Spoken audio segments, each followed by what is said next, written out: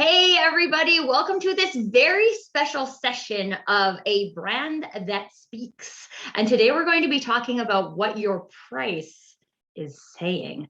So there are many pieces of your brand that say different things about who you are, and your price being one of them. And that's what we're here to talk about today. The overarching conversation of which is in marketing, we're trying to create consistency in our messaging. And we don't want our price to throw a wrench into that plan of consistency. And so I have my very good friend, Philip, with me today. And if anybody needs to know anything about pricing, you need to follow Philip because he's the guy who knows all the things about pricing. Hence why we are here together today. So I will be providing some framing for how the pieces that Philip is going to discuss tie into the overall brand consistency and narrative that you guys are putting out into the market.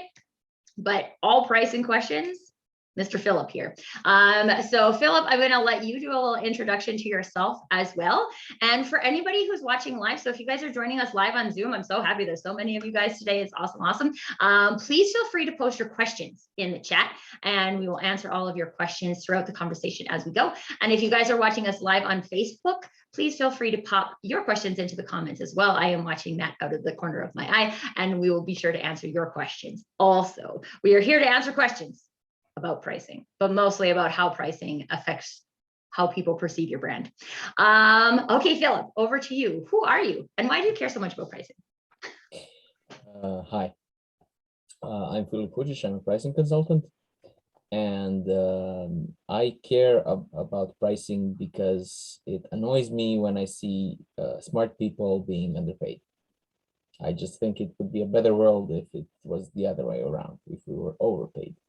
But you know, a man can dream.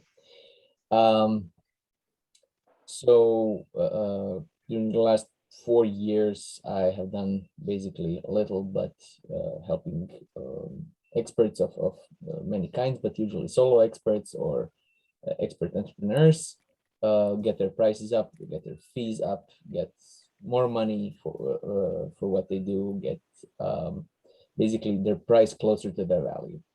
Now I said it 4 times. I think it sat well.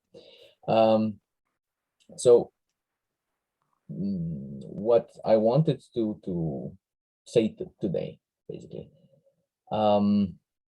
is that the price is always going to be a part of how people look at you and how they see you, actually.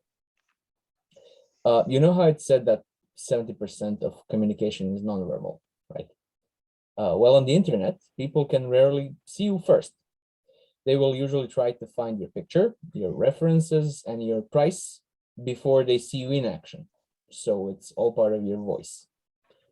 They may fail at that because pictures and prices are often hidden and references are often neglected. But none of that will boost the perception of confidence you have in your work. So it will all affect you, what price range they're willing to consider for your work.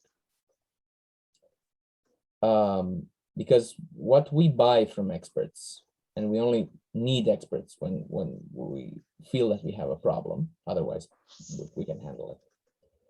But what we buy from experts is borrowed certainty.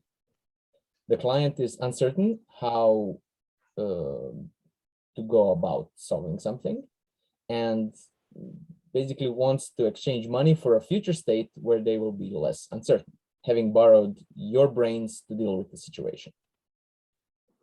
So having a lower price means sounding less serious, less certain, therefore less valuable. Because a compromise in price signals a compromise in value in the physical world, right? If you buy cheaper potatoes, you know you're going to have to throw away more bad parts.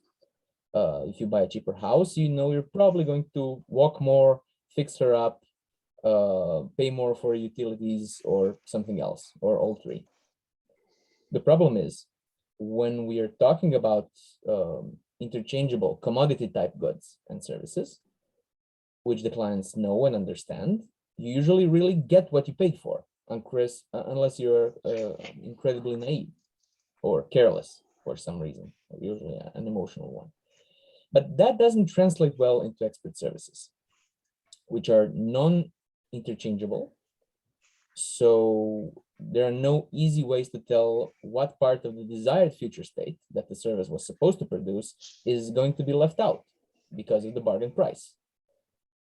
This then heavily increases the perceived risk of the service. So you're afraid if you pay for a cheaper dentist, it's going to hurt, right?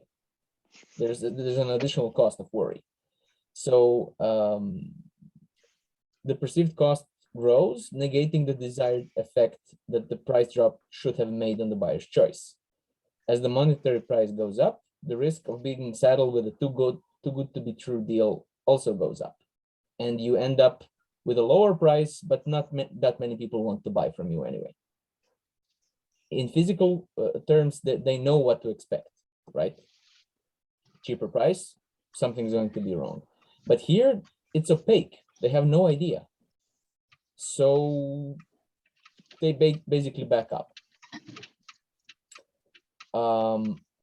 So that's a problem, right? Pricing practices and prices themselves are too commonly copied, even to and from markets that are extremely poor fit with the market situation where they're being used. Like the value of a project in the olden days of programming used to be expressed in the thousands of lines of code. So how big is that project, Bob? Well, it's a 15K one, right? It's 15,000 lines of code, as if the amount of code itself was any indication of the project's value. I mean, it got that way because it worked for professional typists and secretary pools. And all programmers do is press keys anyway, right? So why not measure it that way? It's not good to copy someone else's pricing practice. It's commonly done. People do it. People wing it. But you would not copy someone else's logo, so don't copy someone else's pricing practice, basically. Well, and for those of you who know me, I don't believe you should copy anything because especially experts, we're not here to be a copy of someone else. And so it's a really interesting balance to strike because we have all this experience learning different pricing strategies, or there's different pricing strategies in the market that we've seen, but it has to fit you. It has to fit your brand. And I love Philip. Philip, if you guys know Philip, he uses the dentist example often. I like to use it of like a brain surgeon, right? Like if I need brain surgery, I want a guy who's gonna like be at the top of brain surgery. And it's a really highly coveted skill, which means it probably costs more to get the guy who's the best at it. And so there are industries where we know, like a dentist, and like most people hate the dentist anyway. So if I have to go to the dentist, I want to know it's somebody who's going to like take care of my teeth and not cause me more problems than I went in with, which is something I'm dealing with my dentist with right now, which is just annoying. But these are things those feelings that we know that we have had with other service providers are relevant in the relationships that we have with other people.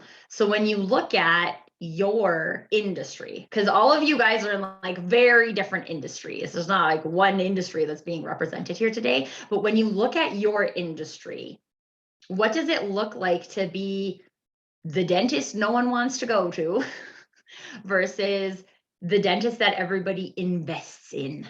Right? The dentist you go to because you're investing in your smile, not the dentist you go to because I have a cavity and I need it filled for the least amount of money, right? Because a cavity is a pain. Our clients have a pain. We are a solution to one of our clients' pains. They have a cavity. We are there to fill it.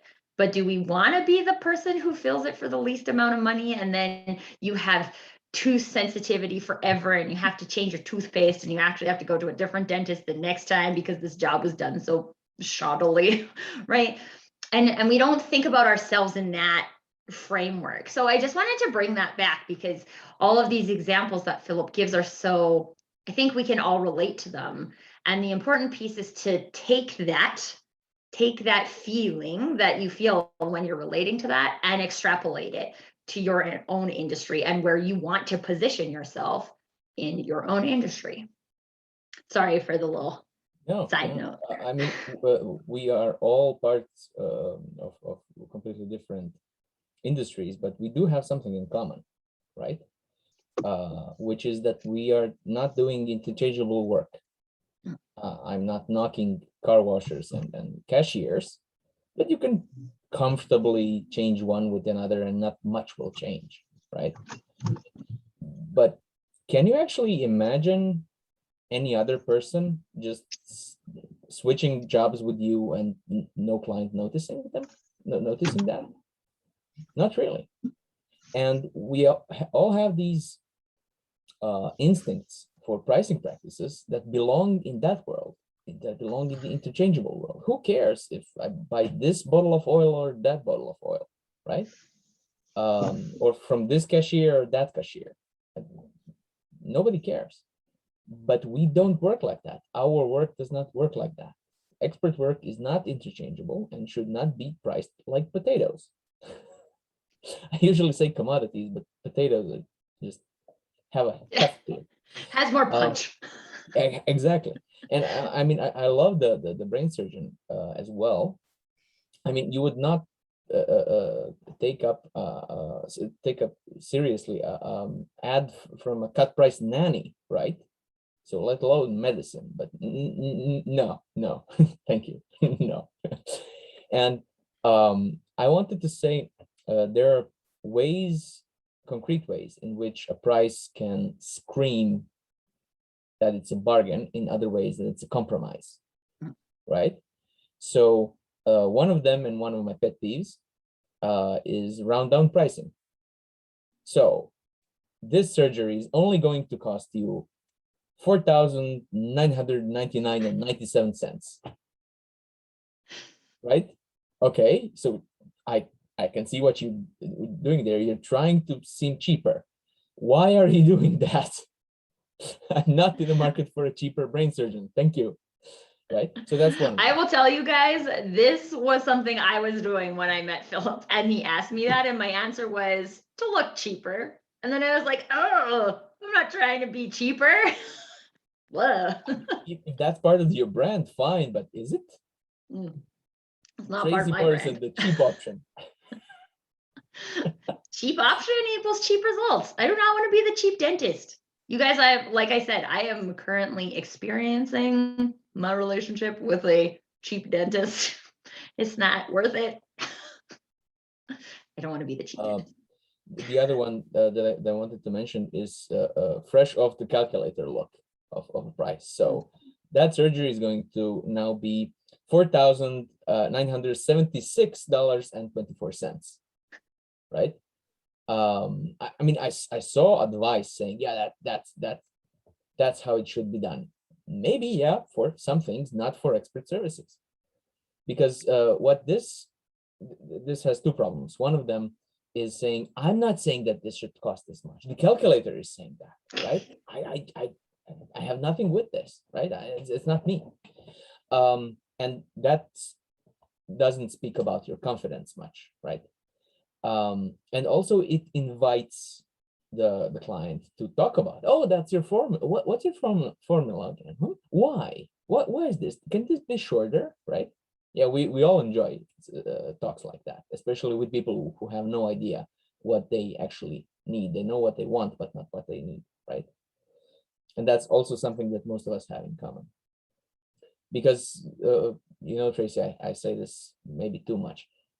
Usually, other experts in your field will not need your services. People who need expert services are usually people who have no idea what they're doing in that field, right? So if they can actually see your full value, they don't need you because they know all that stuff, right? So usually we're dealing with people who have to be shown our value because they don't see it in and of themselves. And one thing they can't understand is the price, and that's the problem, right? Right? That's one of the clearer things about you, your price. So Another thing is volunteering discounts. That's also a very common one, where you say, okay, so this surgery is going to cost you 6,000, but because I like you that much, 5,000. Goody, cut price. And the Philip, last can one, you tell the story? You told me a story once about like you were having a conversation with somebody and they were like kept offering you discounts and like you weren't asking for a discount.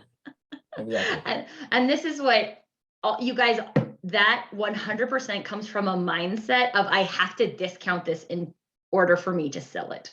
And if you think you have to discount something in order to sell it, then why have you priced it at that point to begin with? So some of those conversations are important to have with yourself before. If you find yourself feeling like you constantly need to discount, explore that.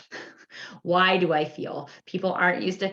A lot of times, so in the community that Philip and I both participate in, your business peeps, it's filled with people who are trying to do things a unique way, which has a unique challenge in that there's not necessarily a paved path that you're following in terms of your brand narrative, your pricing, all of these things. And so sometimes that can feel nerve-wracking in that like, well, I believe that this is the value of this service, but I'm going out and I'm telling people and I've never sold it before for that much. And I don't know if people are going to accept it.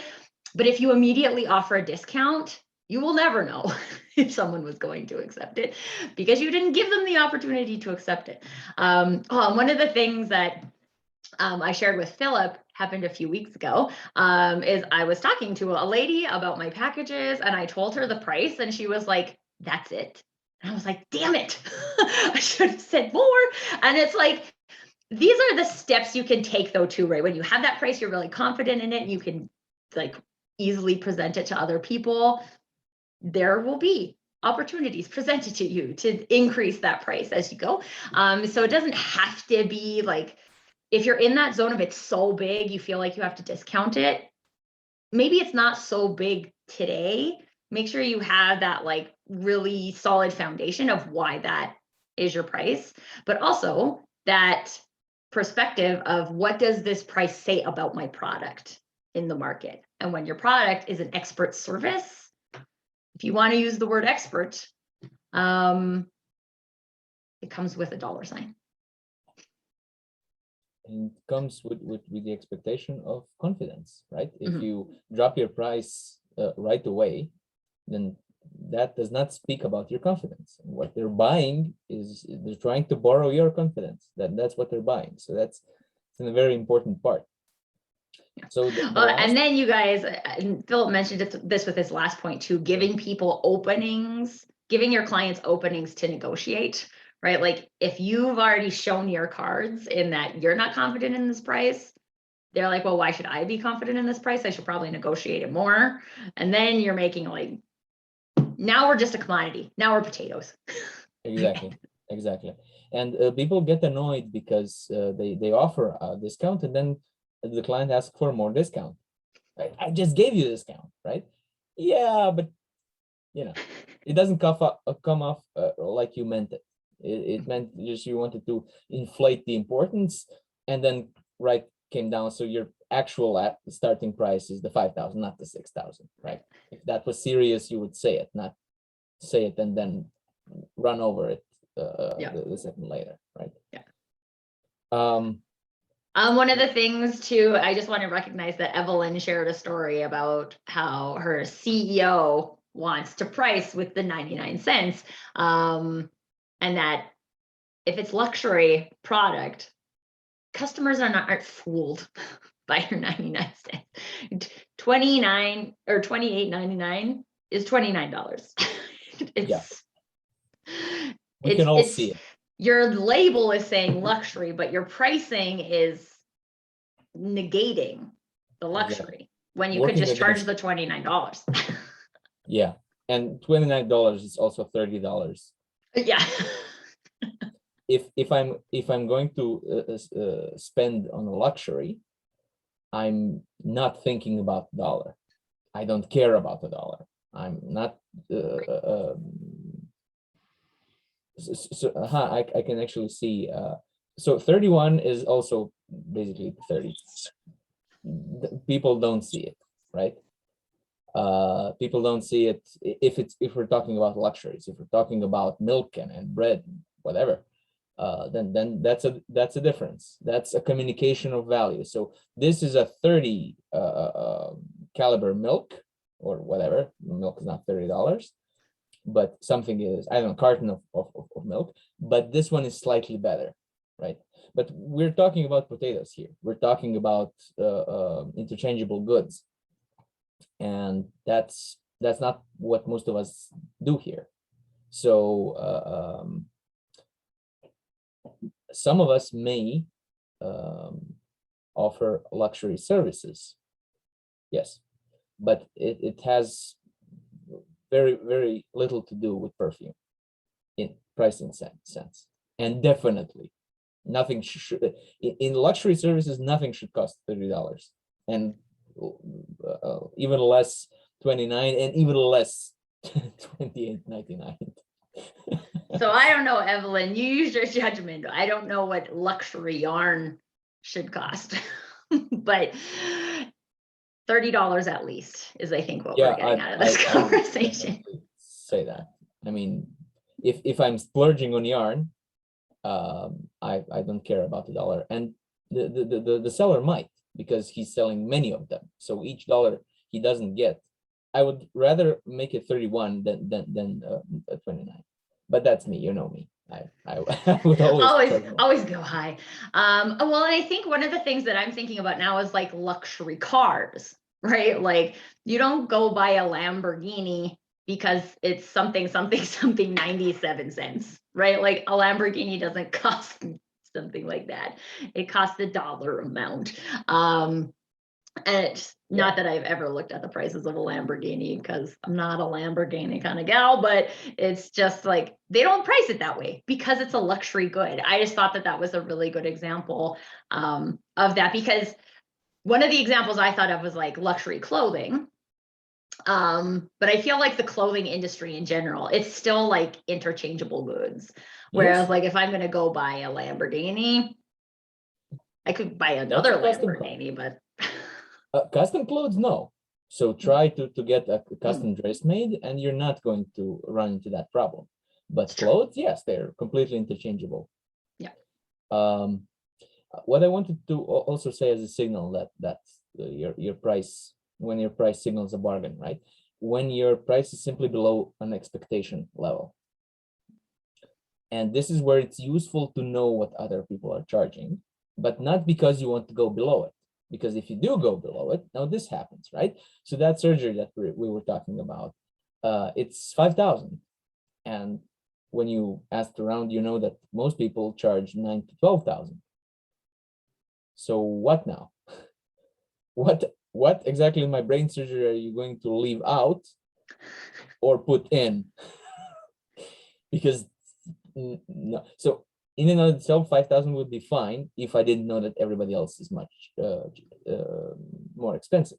And I mean, some of my clients come proud that they're in the best but cheapest category, right? Yeah. And I'm usually horrified at that, because what are you actually saying there? Usually clients, when they see a practice like that, they're saying, are you dumb or think that I'm dumb? Because if you really don't know that everybody else who you say are as confident as you are charging more, then you're probably dumb. But if you think I'm going to fall for that, so no, everything is the same, this is just $4,000 less. Yeah. Then you think I'm dumb. So it's people are often baffled why this doesn't work, right? It doesn't work because you know that what you're selling is a real thing. And despite your price screaming that it's not, you know it is. And you can't, for the life of you, figure out why people don't see that. Yeah. Well, and one of the things that I'd like to add here is that there's not necessarily people who won't pay the cheaper price, right? But they're not paying for you because you're an expert. They're paying for you for a different reason. And when that comes into play in your overarching brand narrative, that's where a lot of inconsistency can come in, because you're talking with your price to somebody who wants to buy a discounted solution. And in your messaging, you're trying to show up as an expert.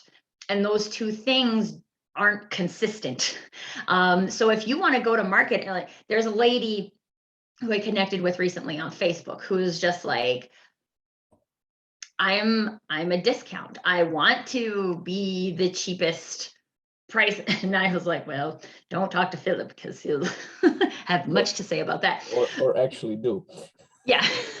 But like, if that is what you've decided and that is who you're talking to, and that is, so like, I think like two of her one-on-one, like two group sessions cost like $111, which I'm sure you have something to say about $111. But I was like, like that is cheap, right? That's cheap. Also because one of the things I know about life coaching group sessions that you don't book in advance, half the time you're getting a one-on-one session for that price, right? And you're like, ooh.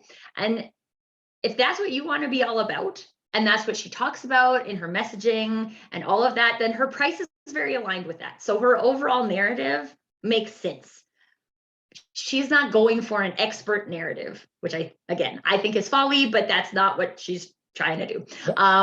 And so it matches. Whereas if you're doing any or all of the things that Philip mentioned, and you're going for an expert narrative, and here's the thing, you guys, I don't know all of you who are on here, but the people who are on here who I do know are experts in their arena. Yes, Roland, yes. You guys are experts, and some of you are in different parts of your journey in embracing your expertness, and that is fine. That's a personal branding journey. But when you're an expert, this is why Philip is so passionate about helping in this space. When you're an expert, you should get paid as an expert. There's expertise that you are giving people that no one else can give them. That's what you're getting paid for. You're not getting paid for potatoes. You're not getting paid for an hour of time. You're not getting paid for marketing output. You are getting paid for a thing that only you can create and that you can uniquely deliver because of who you are in your expertise. And sorry. I was just going to say, I want you guys to like embody that. I want you to embody your uniqueness. Because if you don't do that, then it's hard to build the consistency between the pricing and the narrative. I wanted to say you're also then getting treated like you're not an expert. And I'm usually using waiters as an example. So it's fine if you come to a waiter and says, look, listen, I want this, but without that, and with this, and I want it in a hurry, right? It's fine. But you don't go to the doctor's office and say, hi, I need a triple bypass and some pills, but not too red. Can you do that by Monday? Right? No, sit down, tell me your symptoms. I'm going to tell you what needs to be done here, right? And we're not doing anybody any favors if we let them treat us like waiters, because they have no idea what they actually need. They know what hurts, they know the problem, they know what they want, but not what they need. We know what they need.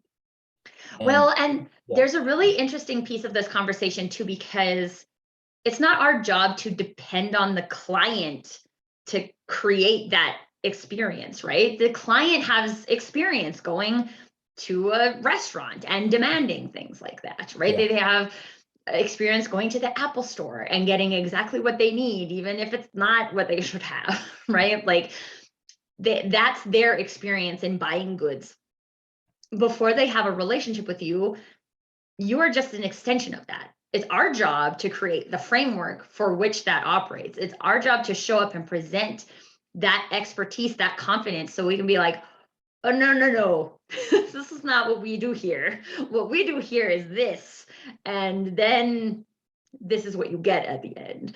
And it's It's really interesting for me. So I have a lot of people, I do a lot of work in narrative and conversation. Like, how are you presenting yourself to the world? And when people identify that as marketing, they're like, okay, I need an email funnel. And I'm like, okay, whoa, I don't make email funnels. If you want to write an email funnel based off of what we learned together, you can totally do that. You can outsource it to a copywriter if you want to. I know some great ones. Oh, one of my favorites is I had a client in discovery who was like, but I'll come out of it with my I help statement, right? And I was like, again, for those of you who know me, I have a severe hatred for the I help statement because it's someone else's words and not your words. And so my response was like, what you will come out of our coaching with is clarity on your value proposition. Whether or not that manifests as an I help statement is not what I'm here to do. Like, I'm not going to sit here and work with you for 8 hours so you can have an I help statement. That's not the goal. That's not what I do. I've had other people who are like, I just need a brand voice. I'm like, great, this is how I do it. They're like, oh, you mean you want me to do work? No, I just need someone to do it for me. And I'm like, well, I'm not that person to do it for you. And so it sometimes it comes down to saying no to work. And in the entrepreneurial space, that can be really hard for people because we are responsible, 100% responsible for bringing in the money that we want to contribute to our family or to our savings fund or to whatever success looks like for you. And it's hard to say no to money. But at the end of the day, are you saying yes? When you say yes to money, are you saying yes to being that dentist that nobody wants to see? Because that is blah. Sometimes when you say things and you're just like, don't let that happen, guys. Just don't let it happen, okay? Just don't do that. Okay, Rosalind has a question. How do you figure out your pricing when you don't see anyone else doing exactly what you're doing? This sounds right up your alley, Philip, because I'm sure most experts experience that. Yes, that's a great question. So it's a cliche that you probably heard that people don't want the drill, right? They want the whole. They want what they can get from it. So even if nobody solves the problem that you solve in the exact same way, using the same technology or using the same process, or even by a close approach, you're probably still not the only one that they can consider when they have a problem, when they're lacking confidence in something. So I don't know, I could open up a bakery next to a school, and there's no bakeries around me, so I have no competition. Well, yeah, but you can buy a sandwich and a chocolate and a piece of fruit, and all of these contribute to the solving of the same problem, and that's kids having something to eat. So nobody else selling pastries does not equate to me not having any competition, right? And this is one problem. And the other one is that sometimes clients think that somebody else can solve their problem, even though they manifestly can't. I know Tracy knows the story of mine with actual clients who were offering psychological help to let's say mid-age to older women who are unhappy with their lives, right? And when we were discussing competition, I said, okay, so this institute and that professor, and fine. But what about soothsayers? Palm readers? And they almost got offended. They said, what do you mean? I mean, who goes to soothsayers? Well, okay, mostly women. Okay, mostly older women who are unhappy, right? So it's same people for the same problem. Yeah, but the soothsayers can't help them. They can't actually help them. I said, yes, you know that with your 3 PhDs a piece. Those women, those ladies are amazing, the clients of mine. But their clients don't know all that. They can't know the huge chasm between what they can do and what the soothsayer can do. And they will consider them as alternatives, maybe not competitors, but alternatives, but potato when we're talking about potatoes, right? So if there's nobody else doing what you do in a way that you do it, that doesn't mean that there's no other way in which people can think they can solve the same problem. So if you have to compare yourself to somebody, and I always advise that you do, because they will, then try to see if you knew nothing about what you do, but you were a client with a problem that you solve, who else would you seek out and how much that costs?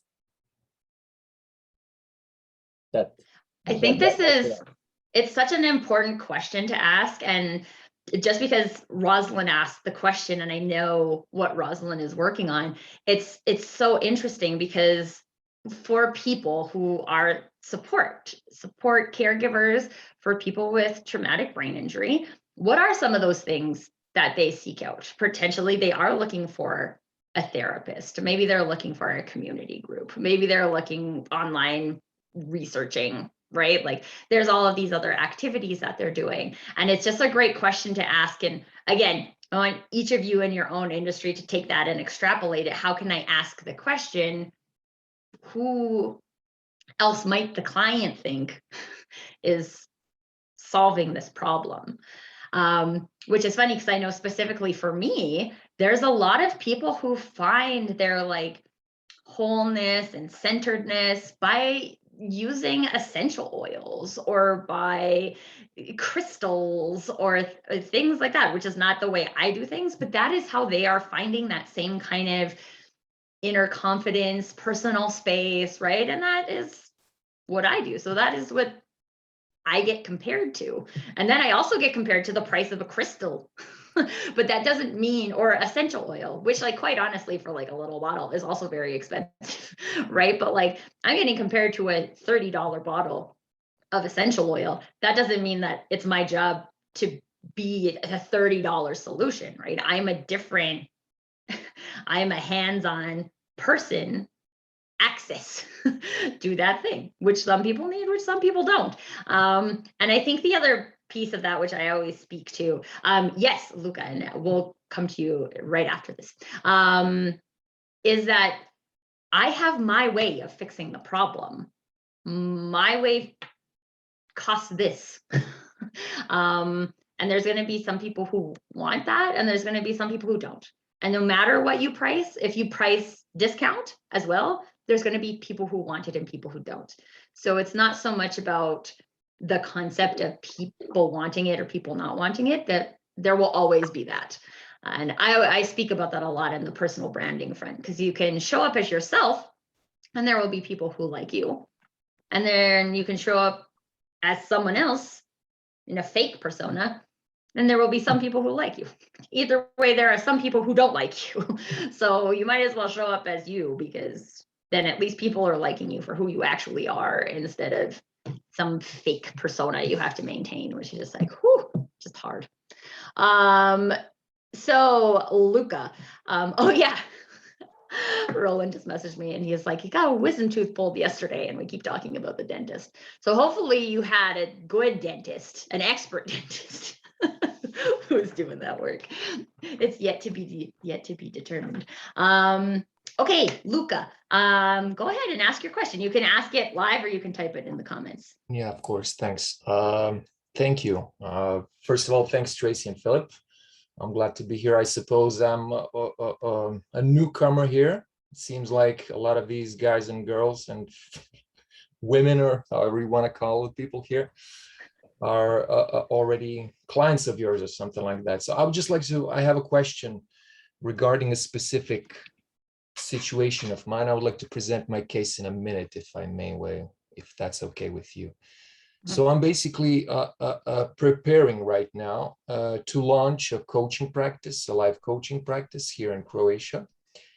And basically I'm faced with the pricing, you know, to figure out the pricing, right? Conundrum. Yeah, I actually meant to say use exactly that word, but it was like too $10 word for such a simple thing, you know. But anyway, let's break it down like this. Basically, you could say that therapy is sort of, it's a controversial topic, but let's just, for the sake of this argument here, say that therapists who work with normal people without severe mental conditions are in the same industry as coaches and life coaches. We could say that. And we could say that the gold standard price is 300, okay? And we could say that the senior price for senior seasoned therapists and coaches is 400, right? So with me being, let's call it, I mean, if you're starting out, right, you don't have as many coaching hours and clients in your experience, you could call yourself a beginner in the industry, a junior, or whatever you may want to call that. So I was, first of all, thinking of putting it at 200, right?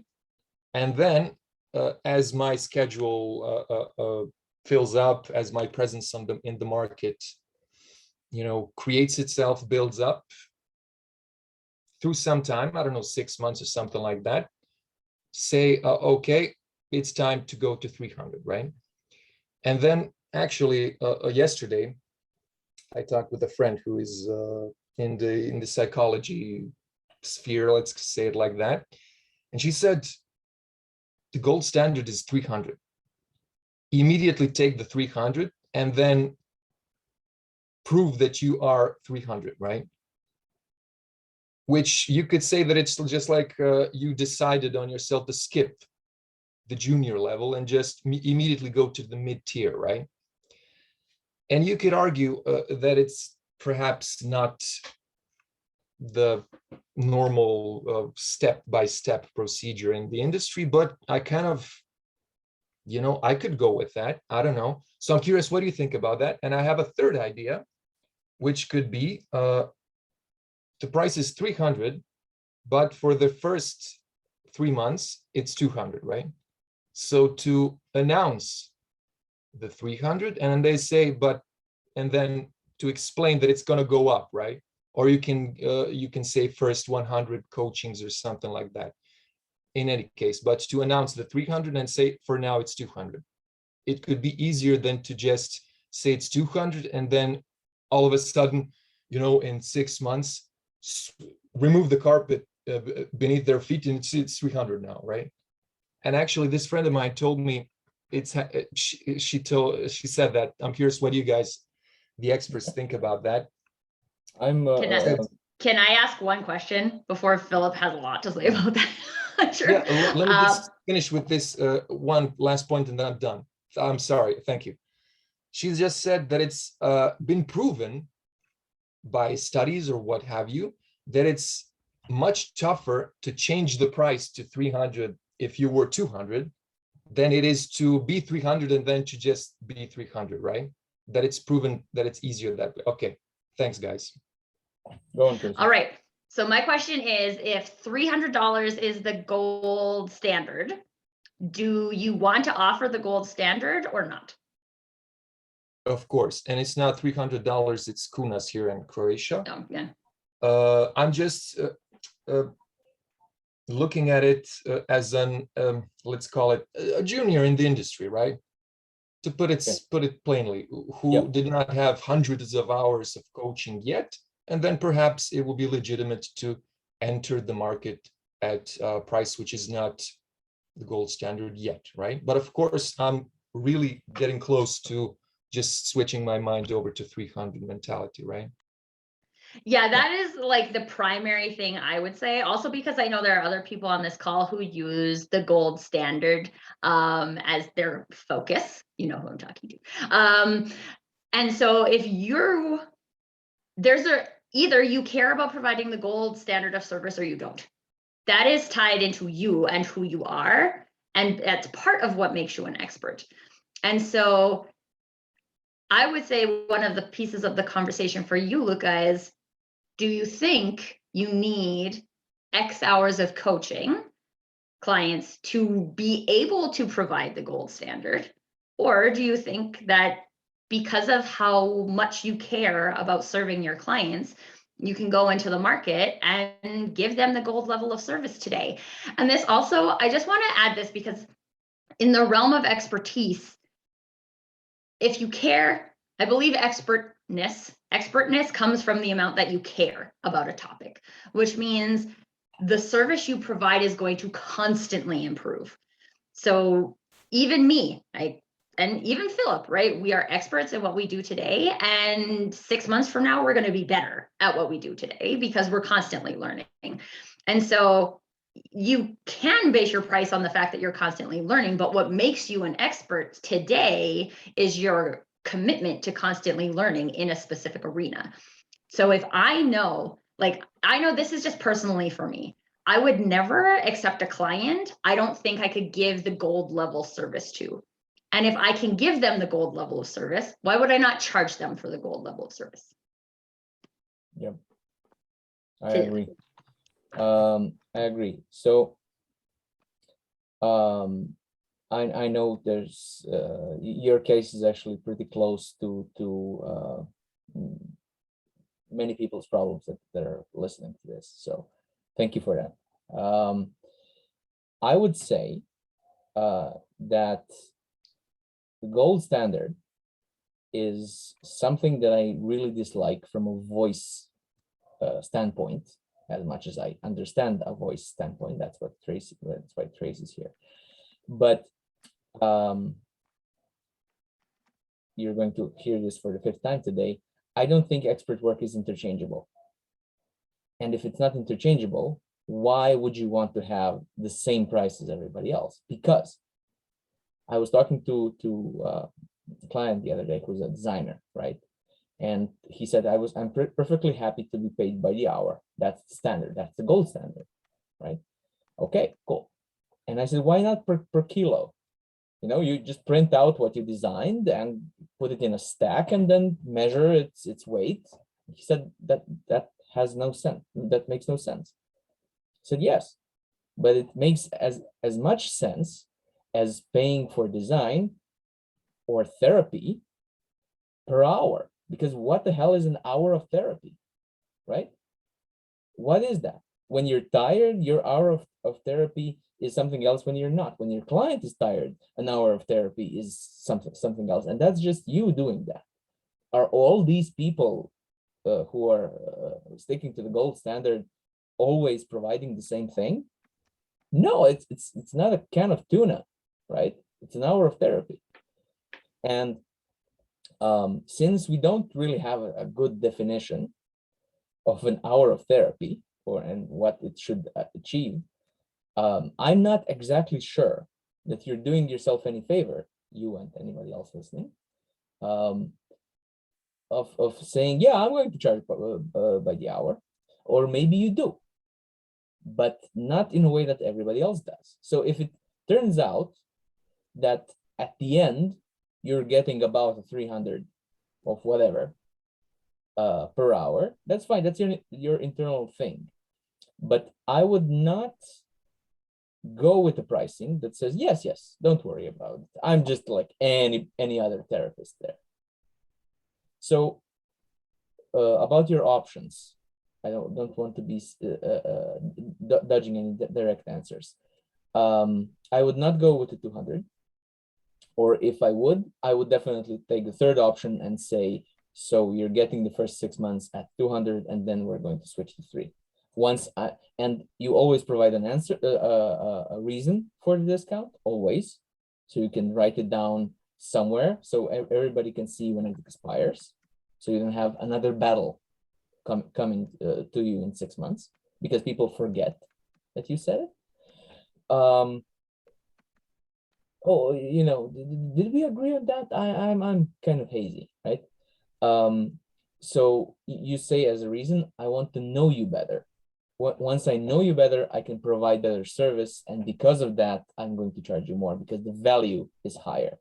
Okay, that's the reason that you give. It's a truthful reason, especially when you're just starting.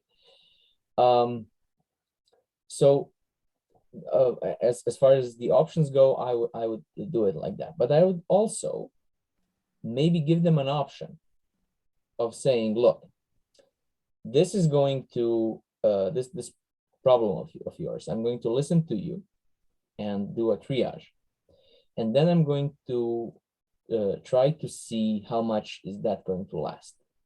How many hours do we probably have in front of us, right? So you can pay by the hour, and we can even go with the standard rate. But that's not what I would like to do. What I would like to do is I would like to say, for this particular problem, let's say that's this much money. And if it takes us less time to solve it, great. You're not going to pay any less, but you're going to get rid of the problem before, right? That's good. And if it takes us longer, you're not going to pay any more. Because I took a risk, I made a mistake, that's fine, that's not on you. You don't have to pay for me not being able to do it like that.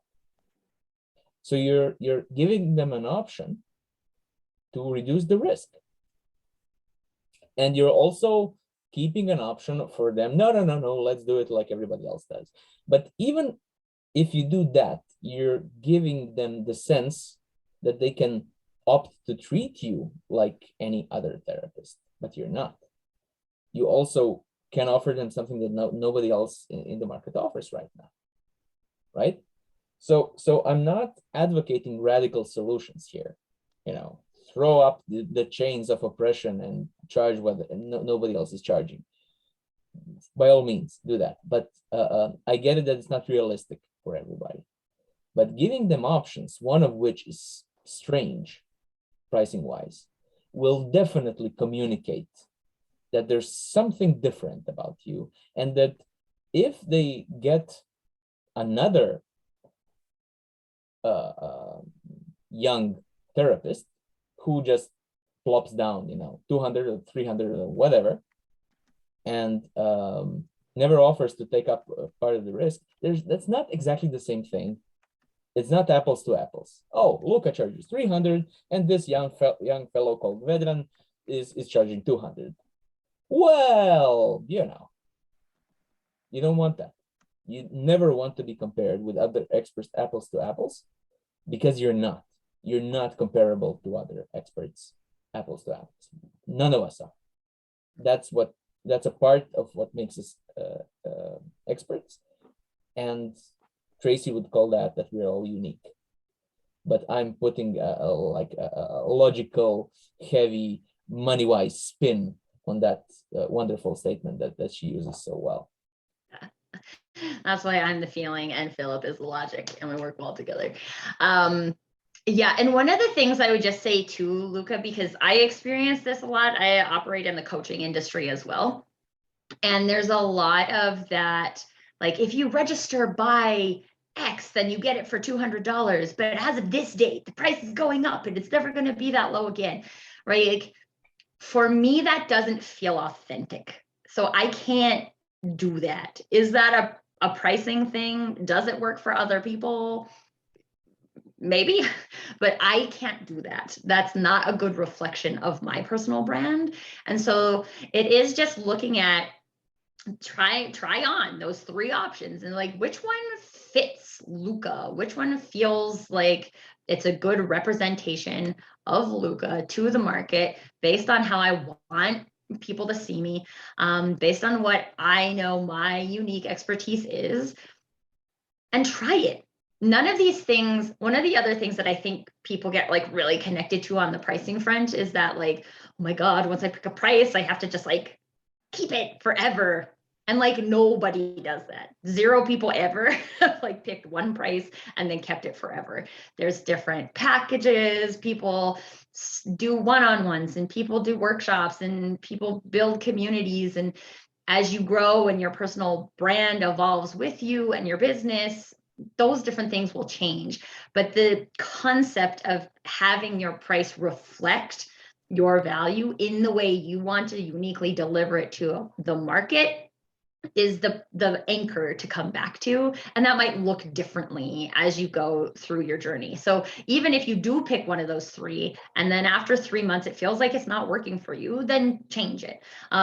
Or come talk to Philip, because he will give you lots of different options. But it's not, pricing isn't permanent. So I always, well, nothing in life is permanent. So all of the mental calories that we spend on coming up with this decision, we're going to change it at some point anyway.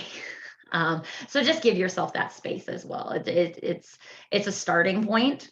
Very rarely do people stay where their starting point was, especially if you end up working with someone like Philip. Like, guys, I have worked with Philip personally.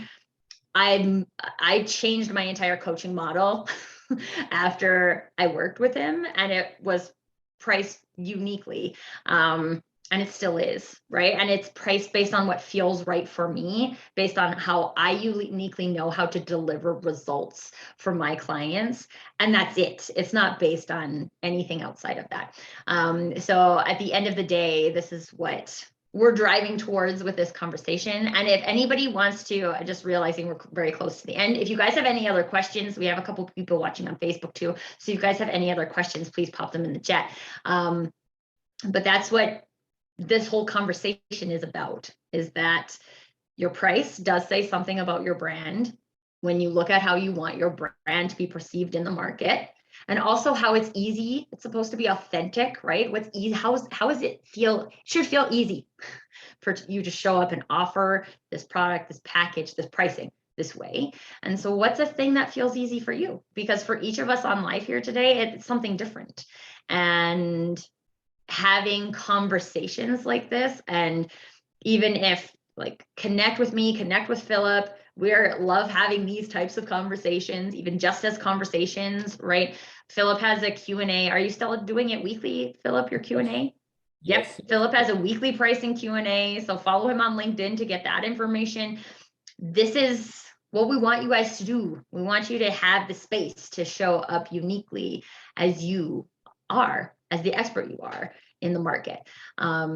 So if you need someone to talk about it, both of us are all about that for you. Absolutely.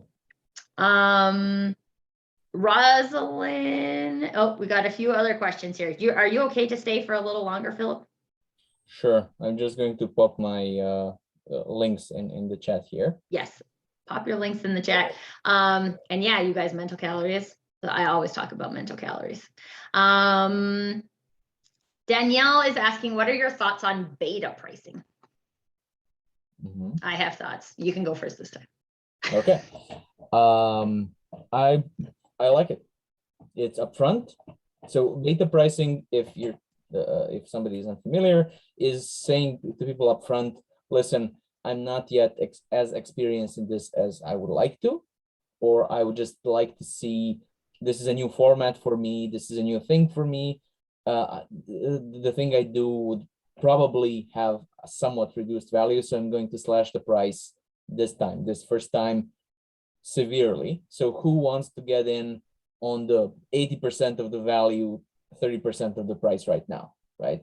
And you have a pilot program and you finish it, you maybe have one more like that, and then that's it, you go back to full price, right? And from the beginning, you say, this is a slashed price. This is just a token price to see if people want to pay anything for this, right? And we're going to get up to the normal price when the value grows to 100%. So if that's what you meant, I like it. I think it's great as a solution. It's also something that Luca can use. Go on. So I'm just gonna give you guys the opposite view of that. So for me, it comes down to your definition of beta and why you're calling it beta. So if you think it's gonna work, then why are you calling it beta? And I look at this specifically in the coaching space because, okay, if you're developing software and you have software that might be full of bugs and you still want people to test it, that's a good beta because I don't know that it functions 100% right now. If you guys are You guys are all an expert in your arena. I believe that presenting my knowledge or this program this way is going to give people the outcomes that they want, then I would just question whether or not it's a beta or whether it's a new product. So those are the only two pieces for me. I found specifically for myself that running things as beta makes me think the thought there's something wrong with it. And therefore I don't deliver at the level that I could. Whereas if I go into it knowing that this is going to accomplish this thing, and I'm constantly looking for the ways, and again, like with any program, you're always improving it, right? Like it's constantly being iterated, it's constantly being improved. So like, it's just, to me, it's the definition of beta. Do you believe it's going to work? Do you have proof in executing things other ways that you know what you're doing?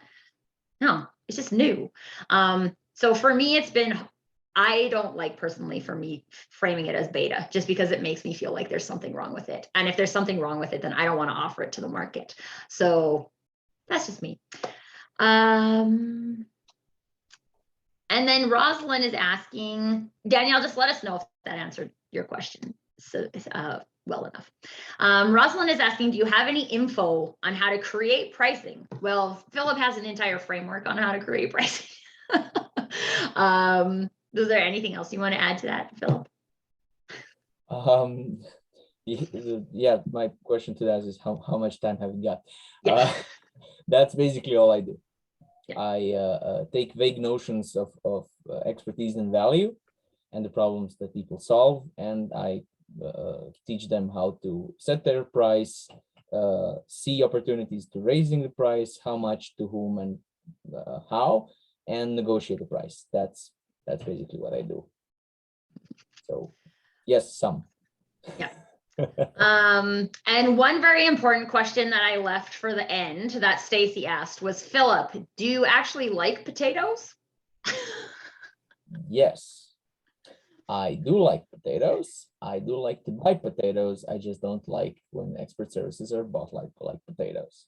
I think I said it enough times now. Yeah. Yay, I wasn't going to skip that. I was just saving that very special question for the end, Stacey. Thank you guys. I'll also, for fun facts, I also love potatoes. I'm a prairie girl, so you pretty much can't survive without potatoes. It's just like part of you. But yes, and also part Ukrainian, and you can't have a good pierogi without some potato on the inside. All right, there are no other questions. If you guys do have any other questions after the fact, let us know. This is live, or the live version of this will live in perpetuity on Facebook on the TLB coaching and events page. So if you guys want to come back to it and reference it there, you can do that at any time. We also will likely be posting it online somewhere, like I said, either YouTube or somewhere. And I will let you guys know if you guys joined us from LinkedIn. I will put that link into the LinkedIn event once we have it, so you guys can have that reference as well. And if you have any additional questions, please feel free to connect with either me or Philip. We would love to answer any questions that we can. Philip, is there anything like you would like to say in closing? I enjoy this. Thank you very much. I think that this was an important topic, and I just can't stop talking about this. So I'm going to stop talking and start writing about this. Thank you very much. Awesome. And I want to thank all of you guys for your questions and your participation today. It helps everybody to see the different options with their pricing when you guys share your unique stories. So thank you specifically to Rosalind and Luca for doing that for everybody today. This was a brand that speaks. What is your pricing saying? And like I said, if you need any more information, connect with me, connect with Philip. We would love to chat with you guys about it. And stay tuned for future episodes of A Brand That Speaks. Bye. Thanks, guys.